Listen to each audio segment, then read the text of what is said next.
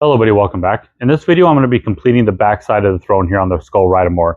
I originally didn't do anything with it because I wasn't sure what direction I wanted to go with it. I didn't know if I wanted to kind of mimic what I did on the front here with bordering it and some scroll work, or if I wanted to just do like maybe some trim pieces down the side, or maybe another skull, which I think might be kind of overdoing it. So I figured it'd just be best just to leave it blank until I kind of come up with an idea or design that I like.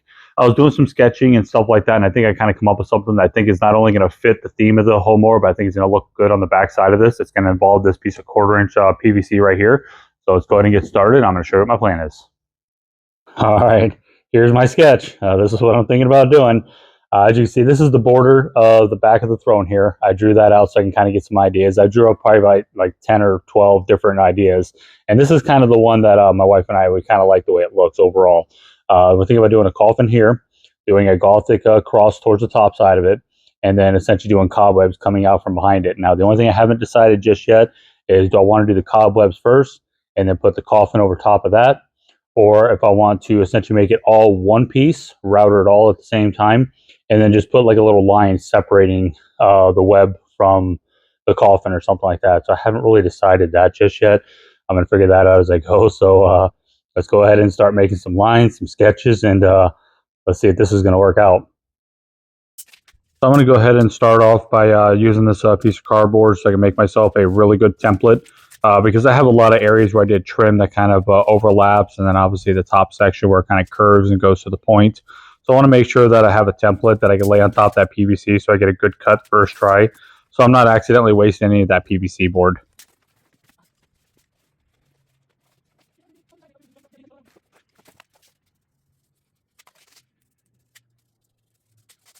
Now that the template is all made, I'm going to go ahead and take a black marker, trace it onto the PVC board, making sure that my lines are as tight against the cardboard as possible. Now I'm just going to use a skill saw to take the bulk of the material off, then come back with a jigsaw to kind of round out that top and then make that point and all that kind of stuff.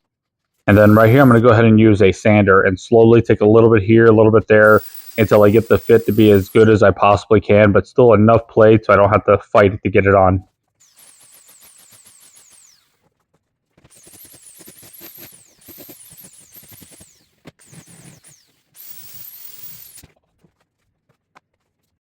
Now for the fun part, making all my lines, sketching out where I want all my webs to go, the coffin, and all that kind of stuff. So I use that piece of paper to roughly scale where I put the coffin in relation to like the top and stuff like that.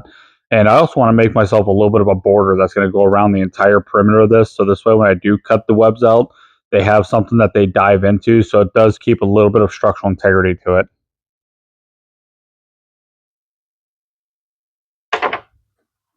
All right, so I made two different sizes here, one bigger than the other, to try to see which one's going to fit this the best, or at least look the best.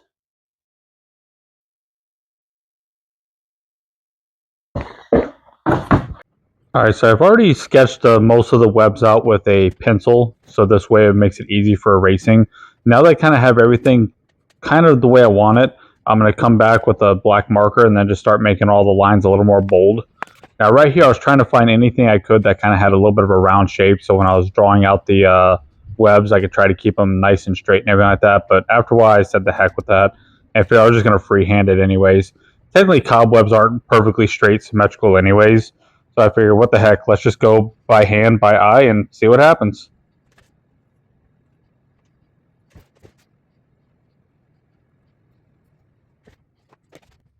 Now what I'm going to do here is I have a handheld router and I also have a Dremel tool, and both of them have a side cutting style bit on them. And what I want to do is I wanted to see which one was going to cut the easiest but also have the most control before I started cutting into my main piece. And the winner is the handheld router. That one seemed to have the most control, plus it has a little platform on it where I can rest it on top of my material to make it a little bit easier for control.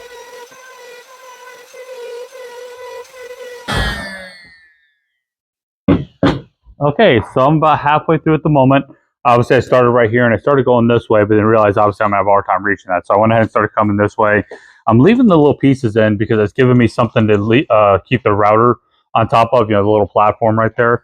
Overall, I mean, it's working out pretty good. It's probably taken a long time to do it. I don't know what I was thinking, but hopefully it looks good when I'm done. I'll probably have to come back with some sandpaper or a small file, clean everything up a little bit more just to kind of smooth everything out. But other than that, I really don't think it's going to be too bad. And then I'll figure out what I'm going to do with the coffin portion. If I want to give it like a raised look with the cross, or what I want to do there, I'm not sure just yet. But in the meantime, I'm going to let the router cool down for just a little bit, and I'll get back on it. All right, so I'm getting the last section cut now, and I'm going to go ahead and pop all the little pieces out because they kind of got stuck to each other a little bit. And then after that, I'm going to go ahead and do my first dry fit to see how well it looks. All right, so what I'm going to do here is just use a little small handheld file and try to clean all the edges up because that router did leave it a little bit jagged. So I'm going to try to smooth it up as much as I can. All right, so I'm almost done with the cleaning. I've probably spent more time cleaning this thing than it took me to draw it and router the thing out. It's taken me forever to clean this thing. But I also started with that little file in the beginning thinking that was going to be the fastest way to go. It really wasn't, too. I also damaged it. I broke a couple of these. Not catastrophic, thankfully. It is fixable. So I decided I needed to go a different route. So I decided to start using just my razor knife. And mainly because it's a PVC, it's going to cut easy. So I've just been using my razor blade and just, going across it like this real gently, and slowly taking little pieces off until I get everything nice and smooth out. So I got a little bit more to do, but not a whole lot left. The next thing I want to do is I want to give the coffin a little bit of a three-dimensional kind of look to it. So I'm going to put a border across the perimeter here, just a little small piece, maybe about 3/8, maybe a ½ inch wide, not much wider than that, very small. And then the same thing for the cross right here. I'm gonna have that raised up so it has a little bit of a three-dimensional look there. And then to anchor to the back of the chair, because the back of the chair is wood, I'm just going to take some caulking, run some caulking along the perimeter here. I'm going to try to put some on the web pieces just to give them a little bit of strength. Obviously, a big old blob on the back side of this piece right here. And just use some short brad nail to the back of it. Once everything's all dry and all that, then I'll go ahead and get some paint it, blend everything in, and hopefully it'll be done and it'll look good. All right, so I got the border done, and then I got the cross done. Now, pretty much how I did the cross is I just made myself half a template essentially. So when I laid it on top of my material, I could trace it one way, flip it over, trace it the other way. So this way it would be as symmetrical as possible. And then when I did the little border piece, I overlapped the cobwebs a little bit to kind of give it a little more of like the illusion like the webs are behind the coffin and not butted up right against it. So I let it overhang by about 3/8 of an inch. So I'm going to put it on the back of the mower real fast and kind of show you what it looks like. All right, so I'm going to go ahead and put this on real quick, kind of show you how things are coming along. Overall, I actually like the fitment of it. It's actually fitting really nice. Overall, I actually think it's coming out pretty good, considering it was a lot of work cutting all those little pieces. But I did make a pretty decent little mistake here. My plan is when I did that cardboard template, I was going to map out where these screws are that are holding this front cushion on.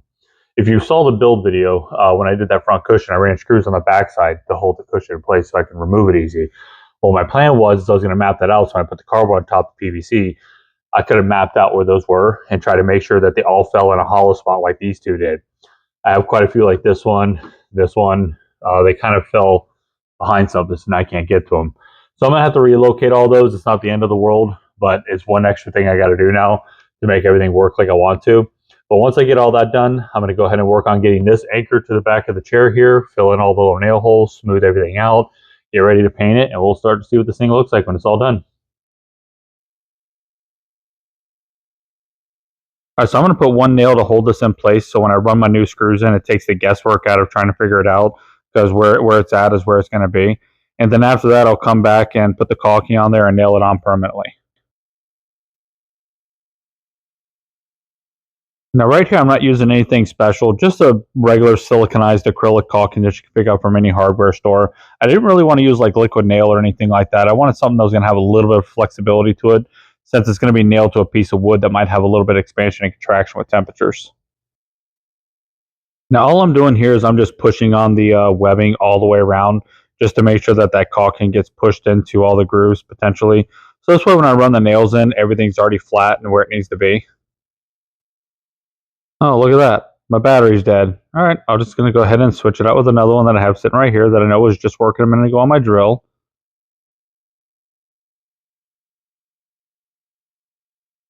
And are you serious? This one's dead too.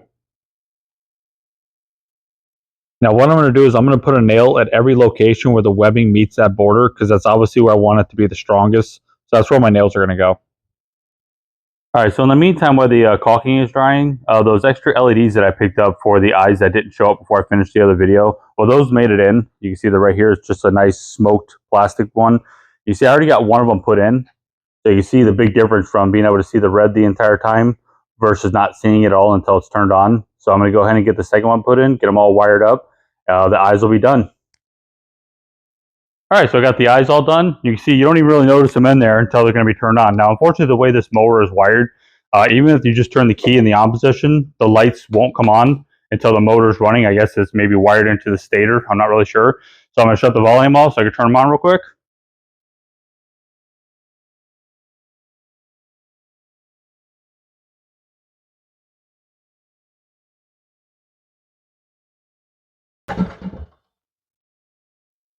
There we go. I think they definitely look much better than the other ones did.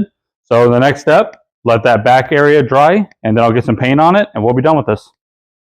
So I'm going to go ahead and apply 2 thin coats, and then after that, then I can get everything fully painted. And then after that, I'm going to come back and just make sure that I got any little areas that maybe I kind of missed, just some touch-up work.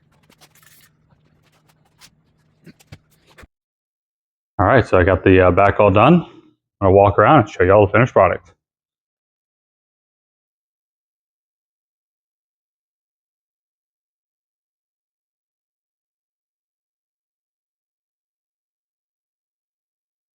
All right, so after I got done with all the painting, the webs just weren't really popping or standing out as much as I was kind of hoping they would, especially with them all being one neutral color.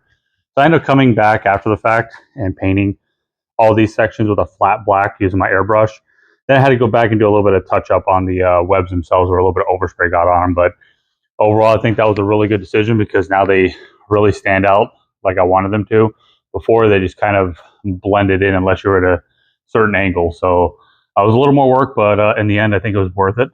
Now the coffin and the cross, I did a aged gold tied into the teeth that were on the skeleton or the skull. So this way I had something that kind of tied the front and the back together. Overall, I'm really happy with the overall design and the shape of the cobwebs on this. I think they came out pretty straight, pretty symmetrical, considering that I didn't really have any templates to work off of. This was just hand-drawn and done with a hand router, which still try to figure out what I was thinking. But in the end, I think it come out pretty good. You have to leave me comments on what you guys think. And if this is the first time you've seen this mower and you haven't seen the build video, I'll put a link in the description to the actual build of this. If you can, take the opportunity to check that out. Your support means a lot.